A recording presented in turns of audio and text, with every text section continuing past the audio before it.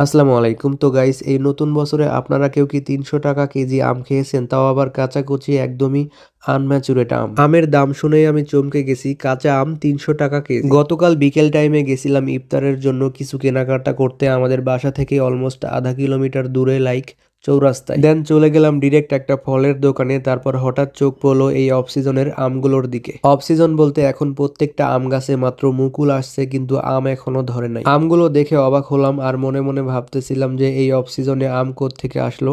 আমগুলো দেখতে দারুণ ছিল, মিডিয়াম সাইজের, ভর্তা বানানোর জন্য একদম পারফেক্ট। তারপর গাইস পরে যা হয়েছে দাম জিজ্ঞেস করেই মাথায় হাত। ৩০০ টাকা কেজি। ১ কেজি আম যদি ৩০০ টাকা হয় তাহলে এক পিসের দাম কত হবে?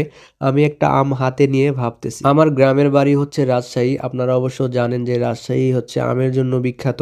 ছোটবেলায় এই আমগুলো দিয়ে আমি ফুটবল খেলছি আর এখন ঢাকায় এসে দেখতে হচ্ছে এই আমগুলো ৩০০ টাকা কেজি। ভাবা যায়?